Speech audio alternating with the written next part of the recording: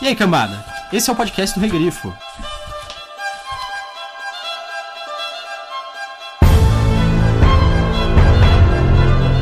Um mal é um mal. Menor, maior, médio, tanto faz. As proporções são convencionadas e as fronteiras imprecisas. Não sou um santo eremita e não pratiquei apenas o bem ao longo de minha vida. Mas se me couber escolher entre dois males, prefiro abster-me por completo da escolha.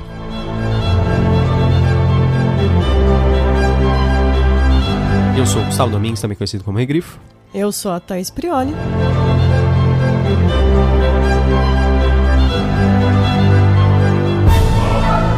E hoje nós estamos aqui para falar sobre o conto O Mal Menor, do livro O Último Desejo, a saga do bruxo Geralt de Rivia, volume 1, escrito pelo Andrzej Sapkowski, que a gente sempre erra o nome, que é meio difícil.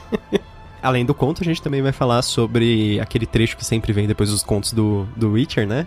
Que todo mundo conhece por esse nome, os livros, que é A Voz da Razão. 4, tá. Entre o último conto que a gente fez, que foi o Grão de Veracidade, e esse atual, a gente ficou sabendo que a série já começou a produção da Netflix, a série do Witcher, que será lançada pela Netflix provavelmente em 2020. O ator que vai ser o Geralt já foi escalado, e é o Henry Cavill, que fez o Superman. Ele é mais conhecido atualmente pelo papel Superman. do Superman. Ah, ele fez a Missão Impossível do Bigodão. Todo mundo sabe desse porque ele teve que tirar o bigode digitalmente pro Superman. Sim. Né? Na verdade, Liga da Justiça, né? É. Então, já tem ele, tem a Anya Chalotra, que será a Yennefer, a Frey Allan, que será a Ciri, e a Millie Brady, que será a Henfrey, que é uma personagem desse conto que a gente vai falar hoje.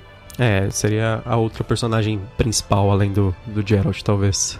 Então, sobre o que seria o conto? O Geralt, ele chega em uma cidade com um monstro morto, ele quer a recompensa, daí eles falam que não vão dar recompensa, e ele vai procurar o feiticeiro pra pagar ele. Eles falam que não vão dar recompensa porque ninguém tava oferecendo a princípio, né? Eles nem sabiam do monstro, tipo, na verdade. É meio que você não pode aparecer com um monstro e querer que a gente pague do nada. Você não pode ser proativo nesse mundo. É isso que eles falam pro Geralt. Aprenda. Eles não sabem, vai que ele trouxe de outro reino esse monstro, quer vender ali falando que ele tava perigando ali perto. Aí nisso, com o feiticeiro local, ele descobre que é o Stregobor, que seria um velho conhecido. O Stregobor implora que o Geralt o ajude porque ele diz que tem uma assassina na cidade que está atrás dele. E que o bruxo seria o único que poderia ajudá-lo. E vai ter uma feira e tudo vai girar em torno dessa feira também. Ele acredita que eles vão fazer alguma coisa durante a feira pra tentar invadir a Torre do Mago, né? É disso que ele tem medo, na verdade. Porque o mago, ele tá refugiado dentro da torre dele, cheio de proteções mágicas. Ele pede pro Geralt pra ele matar a assassina. Preventivamente. E a gente depois tem que elaborar nos spoilers pra poder saber por que chama O Mal Menor, né? E o que você achou desse conto? Eu gostei, eu acho bem legal. Ele é um outro conto que é uma releitura de um conto de fadas também. E esse ele mergulha muito mais nessa ideia, em geral. Eu acho legal os contos do Witcher em geral, porque todos eles têm uma espécie de uma moral, digamos assim. E eles têm uma discussão muito interessante sobre escolhas. Sobre quando você tá... O pessoal chama aqui talvez a sinuca de bico. Que é você tá naquele momento que parece que todas as escolhas são ruins. Essa é a grande discussão por trás dessa história. Não é só uma coisa sobre violência, assassinato e essas coisas. Existe muito dessa discussão moral dentro da história sobre a escolha do mal menor mesmo. E eu gosto também da parte do mergulho dentro da história do mundo e o envolvimento com vários contos de fada, na realidade, né? Várias histórias muito conhecidas que eles contam através da história que tem no background aqui. Então eu gostei, eu achei muito bom. Eu não sei se eu acho o melhor conto até agora. Eu acho que os outros contos são melhores em sentidos diferentes, sabe? Eu acho que o primeiro, sei lá, ele é uma introdução conto de melhor. mais ação também, né? Ele é mais interessante pra apresentar o Geralt em si. E o segundo conto, ele tem umas conversas mais legais, uns diálogos muito melhores. E tem uma outra discussão também que é muito interessante. Esse conto também é muito bom, só que eu não sei se ele é o melhor. Acho que talvez não. E você? O que você achou? Eu gostei, eu já digo que, por enquanto, não é meu preferido. Eu ainda gosto mais do Um Grão de Veracidade, justamente por ser um conto mais de conversa, eu acho. E as conversas eu achei mais interessante daquele. Mas eu ainda gostei desse bastante. Eu posso dizer que de todos os livros de contos que a gente tá fazendo, assim, a gente tem feito Conan, vou dizer aqui o Conan e esse de fantasia, né, Tormenta. internacional. Ah, tá. E desses dois eu tô gostando muito mais do livro do Witcher do que do Conan. Talvez por ser mais moderno também. É diferente, né? Acho que a ideia, até quando o Andrei Sapkowski escreveu o Witcher, era se afastar bastante do Conan. Ah, sim. Que é a mesma coisa que aconteceu com o Elric, né? Do Michael Moorcock. Quando ele escreveu o Elric, ele escreveu inicialmente através de contos, e a ideia era se afastar bastante do Conan, e dessa vez também. Então trazer uma coisa bem diferente aqui pra... Sem falar nessa parte eslávica, que é bem legal, que sempre tem, né? Nos contos do Witcher. E esse é interessante também, um ponto que a gente tem o feiticeiro, que às vezes também é chamado de mago, né? Eu não sei se aí é um problema de tradução, ou se o que aconteceu. E a gente também tem o Geralt, que é o bruxo. E a gente vê que existe, que também é um problema de tradução. E a gente vê que existe uma certa rivalidade deles também não gostarem muito de um do outro, um falar mal de um. Até no começo o Geralt fala assim, se fosse por você, todos os monstros estariam vivos e blá blá blá. É bem interessante essa parte que ele tá falando com o Stregobor. E realmente, essa parte de... o que é um mal menor. Eu sempre gosto também, assim como Grão de Veracidade é baseado em um conto de fadas. Eu gostei desse também, que a Renfrey ela é baseada na Branca de Neve. E pra esse em específico eu não consegui ler o conto original, que eu cheguei a ler pro Um Grão de Veracidade. Eu acho que até porque eu gostei mais do conto, eu fui mais atrás. E também é um conto de fada que eu gosto mais. E isso me deixa mais ansiosa pra continuar com os contos. E isso porque dizem que os 2 primeiros livros que são de contos são ainda os mais fracos. Muita gente não gosta desses, justamente. Eu acho muito variável. Tem muita gente que acha que os 2 primeiros são os melhores, na verdade. Por causa disso. As pessoas que, em geral, não gostam dos 2 primeiros e falam que eles são os mais fracos e gostam mais dos outros, é porque elas acham que as histórias são muito desconexas. Mas elas não prestaram muita atenção porque todas as histórias têm uma forte conexão ainda, sabe? E o que eu gostei também, eu gostei muito da Voz da Razão, o 4, porque a gente descobre um pouco do passado do Geralt. Que é ele conversando com uma pessoa ali no templo em que ele está, e essa pessoa, pelo jeito, tem o voto do silêncio.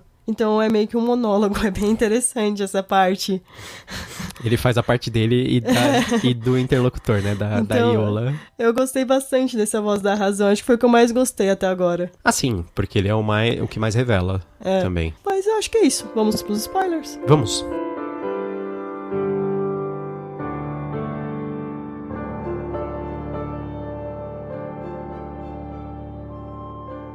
Acabei de descobrir. O mal menor existe, mas nós não podemos escolhê-lo. É o mal supremo que poderá nos forçar a esse tipo de escolha, independente se queremos ou não fazê-la.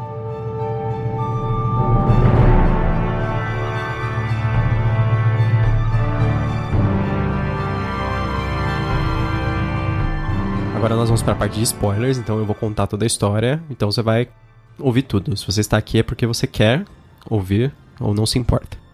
O que acontece é, o Stregobor ele tá sendo perseguido pela Renfrey, e o apelido da Renfrey é Picança. Junto com ela tem 7 bandoleiros, que são meio que assassinos profissionais, espadachins, coisas assim. A gente descobre sobre o passado da Renfrey, que ela é uma princesa, e que o Stregobor acredita que ela foi amaldiçoada com um poder maligno e com intenções malignas. Graças a um eclipse que foi previsto por um mago, e esse mago criou uma cabala de magos que eles perseguiam essas princesas que eles consideravam que tinham sido amaldiçoadas. Dizem eles que eles têm provas de que elas eram malucas e malignas, só que aí o Geralt discutindo, ele fala assim, mas tal governante também é maluco, então ele também e ele tem 90 anos, sabe? Porque todas as princesas teriam nascido próximas ao mesmo eclipse. O que acontece é que o Geralt, depois dele conversar com o Stregobor, ele não gosta do Stregobor e ele não quer gerar um banho de sangue, digamos assim. E aí ele tenta convencer a Renfrey a desistir da vingança dela. Ela quer se vingar do Stregobor porque ele perseguiu ela na infância, fez ela perder a posição de princesa e uma série de outras coisas. Mas ele não tem sucesso. Na verdade, ela dá uma enrolada nele. Ela fala que vai desistir, mas não desiste. No fim, o Geralt acaba enfrentando e matando a Renfrey e todos os bandoleiros. Nessa parte é importante pra toda a história do Geralt, que é quando ele passa a ser conhecido como o Carniceiro de Blaviken.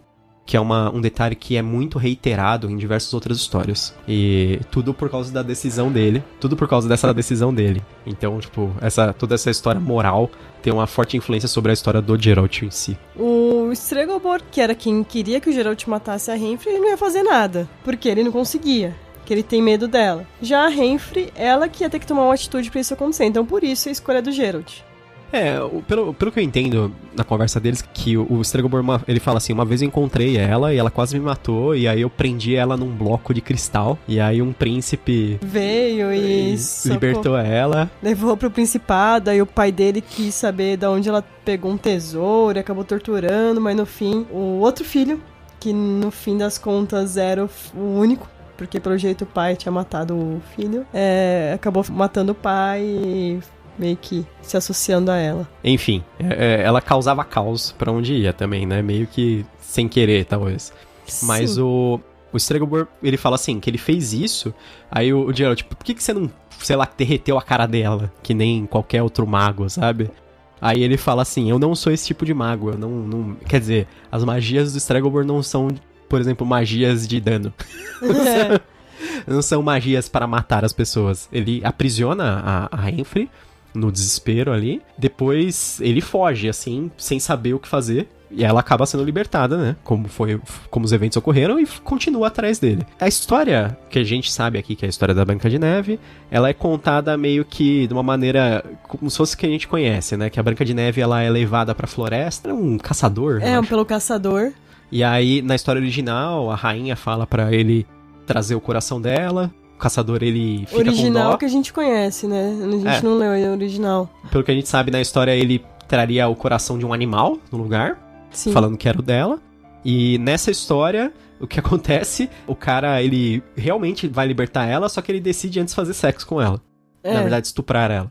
E rouba os brincos e uma diadema dela. Isso, aí ela mata ele durante o sexo e foge. Então eles encontram o cara morto e acham que ela era maluca, simplesmente, sabe? Essa é uma história, como toda história, de dois lados, né? Sim. A rainha, ela contava que ela viu pelo espelho dela. Até tem uma piada que o Geralt fala pro Stregobor, mas ela fazia o quê com o espelho? Ficava falando, espelho meu, existe uma mulher mais bela que eu?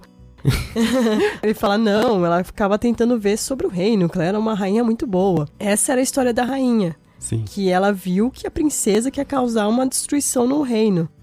Já a princesa não, tinha história que é essa que a gente ouviu, que é meio que a original, o que a gente conhece da Branca de Neve, mas a diferença ela é estuprada e consegue fugir. Uhum. E com isso ela acaba indo viver à custa dos outros, fazendo muitas coisas que não se deve, associando a pessoas que não devem, e isso acaba levando ela para o mau caminho. E ela acaba fazendo o que era meio que a rainha esperava, vamos dizer, mas por culpa também da rainha. Você não sabe. Inevitável. Você não tem a linha. Por isso que eu gosto de ficção científica. Você podia ter uma máquina do tempo, voltar pra ver se a linha do tempo ia ser diferente. Pra ver se, caso a rainha não tivesse feito nada, seria diferente essa visão. E um outro ponto interessante é que ele fala assim que toda essa perseguição foram só com princesas. Sim. Só as mulheres foram afetadas pelo eclipse. Aí o Geralt fala que... Mas por que só as mulheres? Que elas ficaram mais nervosas e fazendo tentações mais más e tal. Até o Geralt faz uma piada, mas elas não são todas assim. É que ele dá a entender que é como se fosse uma coisa assim cíclica, que como se elas ficassem mais malignas em determinada época. E aí, tipo, aí é como se Isso se chama TPM. Então, algumas mulheres têm isso bem forte. Eu achei que era uma piada sobre TPM quando o Geralt fala, então eu achei muito boa. O exemplo que até você comentou anteriormente, que é o velho Abrad, que reina em Jamurlak. Ele falou assim, ele vive há, sei lá, mais de 100 anos antes do eclipse, e mesmo assim ele é péssimo, né? E ele fala assim... Como a vida seria linda se fosse possível explicar todas as crueldades dos governantes como sendo mutações e pragas. Sim, na verdade o cara faz merda porque ele é um monstro, secretamente, né? É sempre essa história. Tem um negócio interessante que a gente... É um detalhe que é quase imperceptível, porque Uma coisa que eu acho legal do Sapkowski é que ele não escreve as coisas de maneira muito óbvia. Você lembra que quando o Geralt conversa com ela, constantemente ele narra que o Geralt tá esfregando o medalhão? Aquele medalhão que ele tem no pescoço? Porque o medalhão que ele tem no pescoço, a gente aprendeu nos outros contos, que quando tá próximo de uma criatura mágica, o medalhão vibra. E o medalhão dele não vibrava perto dela. E é uma coisa ambígua. Só que quando ela... Tem uma hora que ela fala com os caras e com ele, e o Geralt tem um negócio, assim, ele fala assim, meu Deus, tipo, a voz dela é uma coisa quase sobrenatural, assim. E aí ele fala assim, será que é só porque ela é uma pessoa impressionante, terrível, ou é uma coisa mágica? Porque quase como se ele subentendesse que existia uma coisa que ele fala assim... É muito estranho, ele fala, eu não lembro como que é a frase, mas ele fala assim, eu ouvi por trás da voz dela como se fossem cavalos e sangue, não sei o que, e tipo umas coisas assim, sabe? Durante a luta deles, que acontece no fim também, tem uma hora que ele faz meio que um sinal pra fazer meio que uma magia, e ela fala assim, isso não funciona comigo é só a espada. Que o Stregobor, ele fala que magia não funciona com ela. Que elas ficam imunes à magia. As princesas, conforme elas crescem, elas são imunes à magia. Tem isso mesmo. Eu acho legal que nesse conto, eles também falam sobre outras princesas que tiveram as mesmas maldições. E tanto que eles falam assim, que aquela cabala de magos, o que eles faziam pra evitar, pra eles não terem que matar as princesas, eles isolavam elas em torres. As famigeradas princesa sozinha na torre. Aí o Stregobor até fala, mas tinha um bando de príncipes idiotas que iam atrás delas pra resgatar elas. E teve uma que fugiu com as tranças dela. Rapunzel, né? Seria... Mas também as princesas acabam se tornando más por causa da atitude deles com elas também. Como o pessoal fala aqui no Brasil, tem um negócio assim, isso é mais, tostines é mais gostoso porque é mais fresquinho porque é mais gostoso, sabe? Tipo, não existe uma explicação pro ciclo. Tipo, é aquela história de quando você tenta deter uma profecia, ela acontece porque você está tentando deter, sabe? Sim. Eu entendo dessa forma. E o mal menor, a grande discussão do mal menor que existe aqui é que ele fala assim... Pro Geralt, ele fala, se você matar ela, aí ele fala assim, mas ela sofreu muito, é uma pessoa que sofreu. Ele falou, mas ela veio aqui causar mal, ela veio matar pessoas, tal, ela tá interessada em me matar e ela vai fazer o que for necessário. Aí eles falam até do ultimato de Tridan. Esse é o negócio que eu acho que é o ponto-chave da decisão do Geralt, né? Sim. Com certeza. Quando tem um cara do grupo dela que é um meio-elfo, que eles falam que ele tava numa prisão, e um grupo de bandoleiros que ele fazia parte foi resgatar ele, e esse lugar que ele tava na prisão chamava Tridan, sei lá. Fizeram uma balsa de refém com um grupo grande de 30 pessoas. E aí eles fizeram um ultimato, que se os caras não fossem soltos, que eles iam matar uma pessoa por... tempo, a cada tanto tempo. Cada 5 minutos, ó. E aí eles mataram umas 10 pessoas. Até que o cara lá, que era o rei a autoridade lá de Tridan, ele cedeu. E ele libertou os prisioneiros pra que eles soltassem os outros reféns. Aí ficou uma discussão se o que o rei tinha feito lá, se foi o certo ou não. Porque ele cedeu aos caras, aos sequestradores, só que ao mesmo tempo ele salvou a vida das 15 pessoas que restavam na balsa. Então aí ele fala assim, que ele fez uma escolha do mal menor.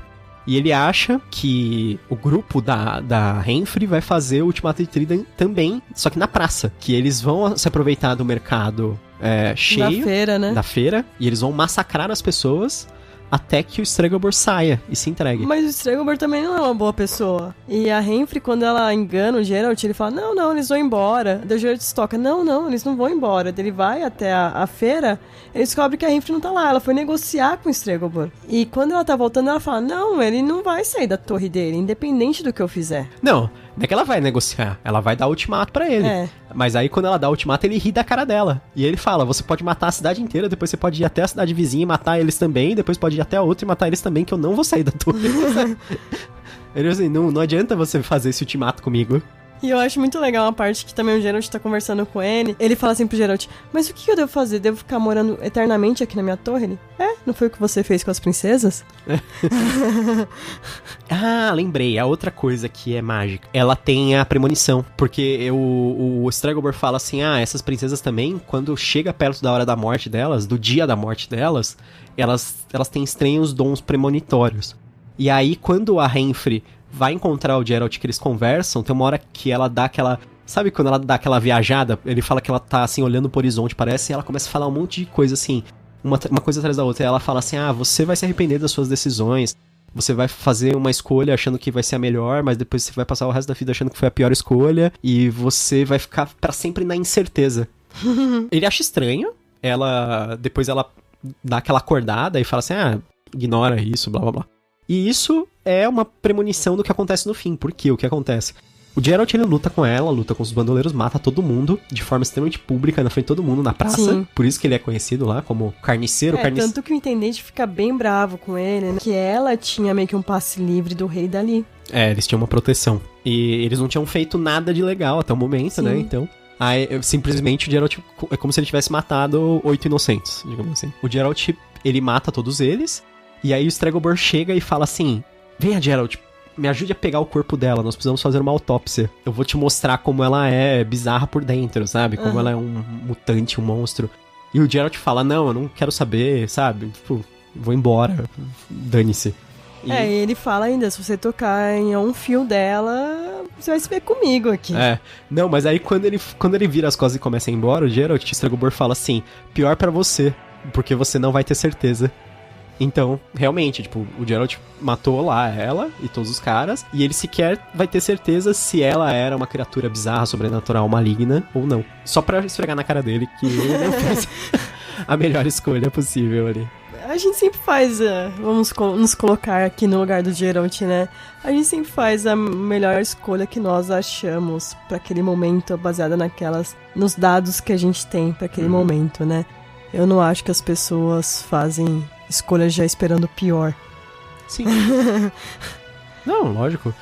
Sabe o que eu gosto muito? O Geralt, eu acho que ele é um personagem muito fácil de você se relacionar, porque o que ele faz é o que eu faria na situação dele. Assim, por mais que dê toda a merda, primeiro ele tenta ir conversar, sabe? Aí ele negocia, blá blá blá. Ele negocia com os dois lados. Sim. Aí depois, quando não dá certo, e ele vê que um monte de gente possivelmente vai morrer, ele vai e interfere com a força dele, né? Porque eles falam que a guarda da cidade não teria nem chance contra os caras lá. Não teria chance e eles nem podem também. Até poderia. Se os caras começassem a massacrar as pessoas na praça, ok, mas mesmo assim eles não conseguiriam deter. O Geralt era uma pessoa, tipo um profissional, né? Quem conseguiria confrontar profissionalmente aquela situação. Esse negócio é muito relevante dele ser o carniceiro de Blaviken, porque é uma coisa que persegue ele pelo resto da vida. Porque, assim, o Geralt ele é um personagem que vive muito, graças ao fato dele ser um mutante, né? Ele tem uma vida longeva, e a gente vai acompanhar ele ainda por muitas décadas. História. Isso é uma coisa que vai reaparecer muitas vezes ainda. O fantasma do passado dele, que é essa história que explica. Uma outra parte legal, a gente podia falar agora da Voz da Razão, que eles falam mais. Isso. A Voz da Razão é ele, uma pessoa do tempo. A Yola, né? Yola. E toda hora ele fala, eu preciso falar muito isso pra você, Yola. A todo momento ele fica falando isso. E tem alguns pontos também que ele fala sobre a Voz da Razão. Isso aí é bem meta, exatamente. Então... E a gente descobre um pouco da infância do Geralt, pelo que ele passou. Sim, isso é bem legal. Pelas experiências que ele sofreu, que a maior parte dos bruxos sofriam um primeiro nível, vamos dizer assim, de experiência, e caso reagissem bem, iam para alguns outros, e ele foi o que aguentou mais. Então, assim, ele não é um bruxo qualquer. A gente já sabia disso, e agora, nesse A Voz da Razão, a gente tem a certeza disso, que desde criança. Ele era extraordinariamente resistente, né? Sim. E habilidoso. Ele não é apenas uma pessoa esforçada, porque ele fala que a todo momento que ele pode, ele também treina e pratica com a espada dele, mas ao mesmo tempo ele é uma pessoa predestinada a ser bom nisso. Essa parte eu acho legal também, dele falar porque ela conecta bem com a história anterior. Sim. Porque ele tá falando sobre o fato das mutações, porque os bruxos, através das experiências, eles usam vírus e poções bizarras e inoculações e um monte de coisa pra que o corpo vá se alterando. Essa parte do vírus eu acho interessante, porque assim, apesar de ser uma história de fantasia, parece que é uma espécie de vacina, que os caras estão sendo alterados através da vacina, sabe? Melhor você não falar isso aqui, porque as pessoas vão achar que vacina dá isso. A vacina dá superpoderes? Bem que eu quero. O vírus que dá superpoderes. É meio que isso. E aí ele vai ganhando esses poderes, mas ele vai mutando, né? Eles têm várias mutações. Por exemplo, ele consegue ver no escuro. Eles falam que o Geralt ele tem uns olhos estranhos, assim, eles lembram um pouco um olho de gato, apesar de não ser idêntico. E ele fala do cabelo branco também. Sim, que o cabelo branco foi a partir dessas outras experiências que ele teve a mais. Sim. Outros Witchers, outros bruxeiros, que não tem o cabelo branco. A gente conhece eles em outras histórias e até no jogo de videogame, que eu considero que é canon. O escritor não considera, mas eu considero. que é ótimo. A gente conhece todos os personagens. O Vasemir, que é o que ele conta, que é o pai dele de criação. Sim, sim. E um ponto no conto O Mal Menor, tem alguns momentos que ele também mostra que ele enxerga no escuro. Que é quando ele tá conversando com o intendente fala assim, ó, não faz aquilo que você fez a última vez lá em casa, não. Ele, o quê? Matar um rato? Matar o rato? Não, acertar o rato no escuro com um garfo. Ele, que eu achei que ia ser engraçado. Daí ele falou assim, foi, mas minha esposa não gostou muito. Eu achei que ia ser engraçado.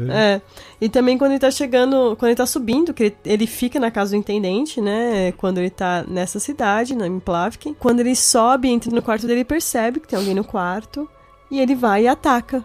Que é no escuro. No escuro. E a Renfrey. E ela fala que ela não tá vendo nada, que ela apanhou no escuro, assim. E um ponto que a gente esqueceu aqui que a Renfrey, ela, apesar de ser baseada na Branca de Neve aqui, ela é loira dos olhos claros.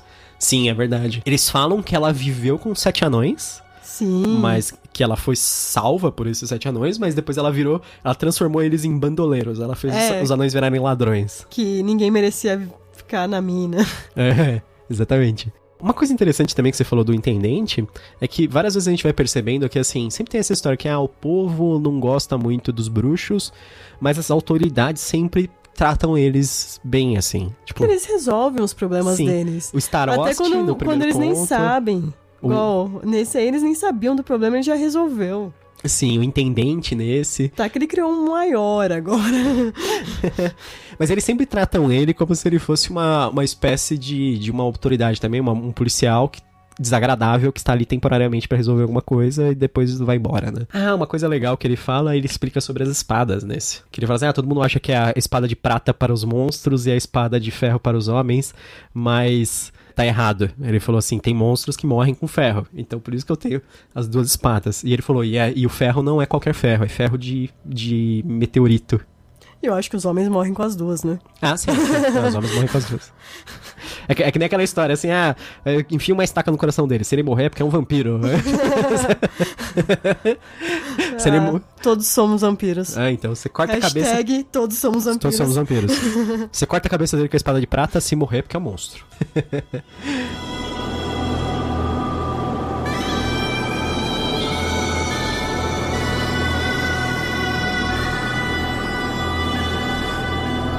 E aí, Thaís, você recomenda esse conto? Pra quem você recomenda esse conto? Recomendo esse conto pra todos que gostam de fantasia em geral. Se você jogou o jogo e gosta. Se você gosta de ver séries, eu acho que você vai se ambientar bem melhor também na série. Porque vão ter personagens conhecidos. A gente sabe que o próximo conto é um conto da origem da Ciri. Então, eu não sei ainda, só sei sobre o que é. Mas, então, a série... tá aí, 2020 tá aí. Se você já pretende ver a série, é uma ótima coisa também. E você recomenda? Sim, com certeza. Eu sempre recomendo Witcher. Eu gosto bastante dos contos. É a 3ª vez que eu leio o conto, né, atualmente. Esse conto é muito legal. Eu tinha uma impressão maluca de que ele era o último conto, eu não sei porquê na minha cabeça, mas é coisa assim, besta.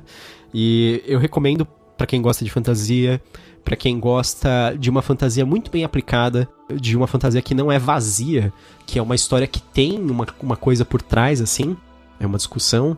Por mais que seja pequena, por mais que seja, assim, bem restrita ali dentro dos contornos do conto, ainda é legal, ainda tem uma série de personagens carismáticos, interessantes.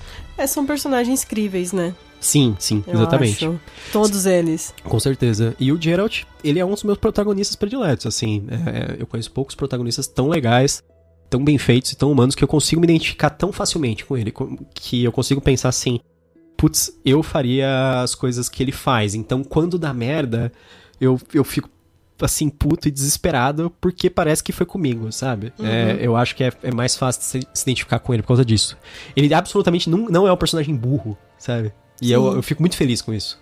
Eu também recomendo pra quem gosta de contos de fadas. A gente falou de alguns contos de fadas aqui, mas tem mais um que eu reconheci também, mas eu não vou falar aqui. Falem depois se vocês reconheceram também. É? Nem eu reconheci, então agora você vai ter que me contar. Não agora, mas depois. Tudo bem. Enfim, com certeza recomendo pra todos. Eu sei que tem gente que tá ansiosa, inclusive, por esse episódio do podcast. Eu achei estranho Mas eu espero que vocês tenham gostado, então. Próximo episódio a gente vai fazer sobre o conto Impostor, do livro Realidades Adaptadas, do Philip K. Dick, que tem um filme também, a gente não sabe se vai conseguir ver o filme, a gente tá tentando ver o filme de todos, mas às vezes não é de fácil acesso o filme. A gente sempre checa se tem na Netflix, na Amazon Prime, tem no Now, sabe? E às vezes não tem em nenhum desses lugares. Então, nem sempre a gente vai conseguir fazer a comparação. Sim, é verdade. Mas vamos tentar o máximo possível. A gente vai voltar, então, mais uma vez com o Philip K. Dick. O filme também chama Impostores. O filme é de 2001. É isso. Espero que vocês tenham gostado. Até mais. Até a próxima. E bem-vindo ao Canavial.